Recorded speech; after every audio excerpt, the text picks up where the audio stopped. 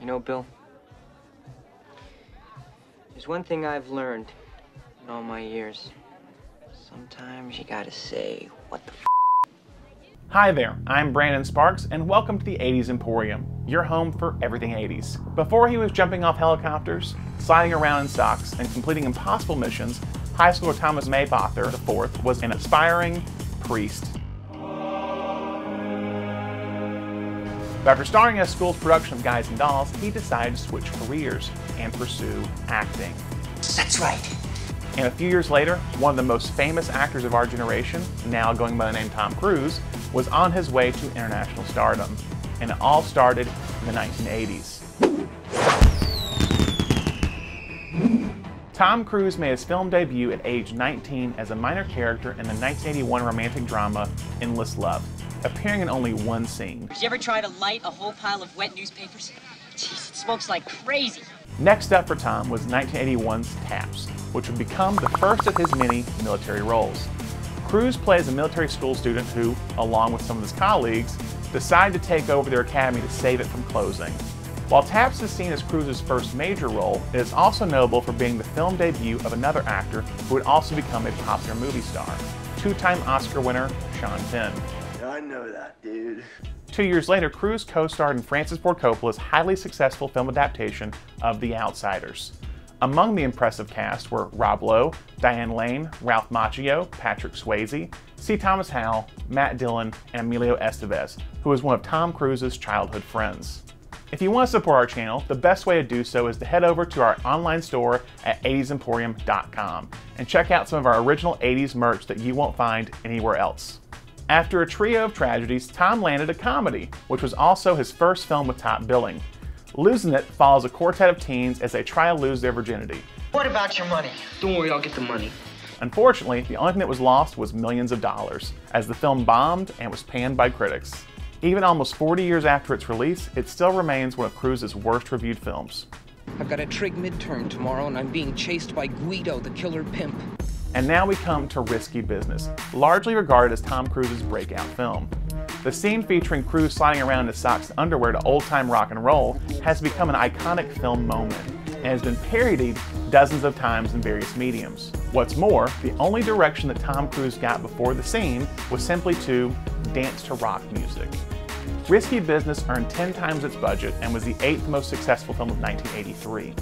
All the Right Moves starred Cruise as a troubled high school football player opposite Leah Thompson of Back to the Future fame. In preparation for the roles, the two actors were secretly placed into high school classes as new students. But the plan backfired when Cruise was recognized immediately. However, this was unusual because as of filming, he had only appeared in one major film, Taps. Today, director Ridley Scott is known for such classic films as Alien, Blade Runner, Thelma and Louise, and Gladiator. But in 1985, the celebrated sci-fi director teamed up with Cruise for a lesser-known film called Legend. The fantasy adventure movie featured unicorns, goblins, fairies, and Tim Curry in terrifying demon makeup. Always eager to do his own stunt work, Tom did all his own diving and swimming in the film. Apparently, there are at least 4 cuts of Legend that exist, each of which is significantly different. In fact, there are even 2 different soundtracks. If you saw the movie in European theaters, you would have heard songs by Jerry Goldsmith and John Bettis. If you saw it in American theaters, it would have been songs from Tangerine Dream. Cruise is upset with the theatrical version of the film, much preferring Ridley Scott's final director's cut. Need a last-minute gift for someone special? If so, you can now find our very own Stu Pollard on Cameo, where he is raising money for truancy.org. He'll talk filmmaking advice, 80s nostalgia, bourbon recommendations, you name it. I'm gonna send you up against the best. You two characters are going to Top Gun. And not to be outdone by his brother Ridley, Tony Scott cast Cruise in his high-flying action drama, Top Gun. Aiming to be as authentic as possible, Scott worked closely with the U.S. Navy. The aircraft, equipment, uniforms, and even the station are all real, which came with the price tag of That's classified. It's what? I could tell you, but then I'd have to kill you. $1.8 million. Cameras were mounted on the planes in order to get realistic imagery. What wasn't real were the sound effects.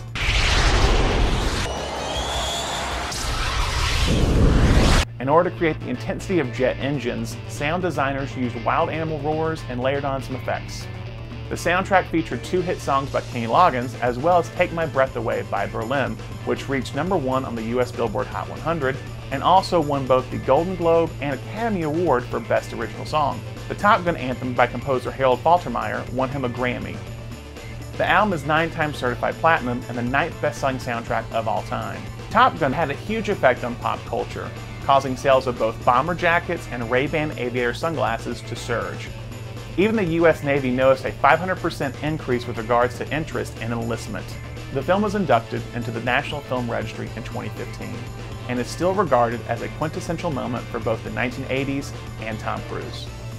That same year, Cruise starred opposite Paul Newman in Martin Scorsese's The Color of Money, a sequel to the 1961 film The Hustler. 25 years later, Newman reprised his role of pool shark Eddie Felson, and this time, he won the Academy Award for Best Actor, the only one of his career. Cruise, always eager to pick up new skills on his films, did all but one of his own trick shots in the movie. And now, for what is considered by many as the worst film of Tom's career. You think so? I do. The rom-com Cocktail, which as of 2022 holds a 7% on Rotten Tomatoes. The movie features Cruise as an Army veteran who works as a bartender in Jamaica. Despite the poor ratings, the film was actually a box office success. I see America drinking the fabulous cocktails I make. America's getting stinking on something I stir or shake. Cocktail soundtrack was also a major hit, reaching #2 on the US Billboard charts. Among other songs, it brought us the famous, or for some infamous, Beach Boys single, Kokomo. Son of a bitch! That same year, Cruise starred in the acclaimed drama Rain Man, which was a critical and commercial success. It was the highest grossing movie of the year and also dominated the Oscars with wins for Best Director, Best Screenplay, Best Picture, and Best Leading Actor for Dustin Hoffman. With roles in The Rain Man and the poorly rated Cocktail, Cruise became the first and only actor to appear in both an Academy Award Best Picture winner and a Razzie Award Worst Picture winner in the same year. In his final film of the 1980s, Tom Cruise starred in the Oliver Stone directed biopic Born on the 4th of July. Cast against his usual Hollywood fare, Cruise's dramatic turn as Vietnam vet turned anti-war activist Ron Kovic earned him the first Oscar nomination of his career. He would go on to earn 2 more Oscar nominations for Jerry Maguire and Magnolia, but as of 2022, he has yet to win the coveted gold statue. Win or lose. School, sports, and life, as long as you do your best. In less than 10 years, Cruise went from being an unknown supporting actor to a critically acclaimed leading man to a pop culture icon. He has continued to find success in action films, comedies, sci-fi flicks, and more. Cruise has also notably appeared as super spy Ethan Hunt in 6 Mission Impossible films over 22 years, with plans to release at least 2 more installments. You gotta be kidding. Tom Cruise has become a household name, and for decades has consistently been ranked among Hollywood's best bankable stars, along with Tom Hanks, Will Smith, and Brad Pitt. In fact, some argue that he is one of the true last remaining movie stars. Now I want to hear from you. What's your favorite 80s Tom Cruise film? What's his best? What's his worst? Are you a fan of Cocktail? Comment below. If you enjoyed this video, please give us a thumbs up and subscribe to this channel for more 80s content. Thanks for watching.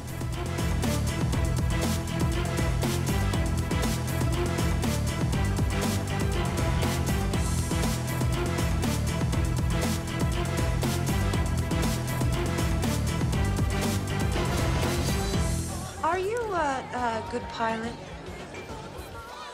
I can hold my own. Great. Then I won't have to worry about you making your living as a singer.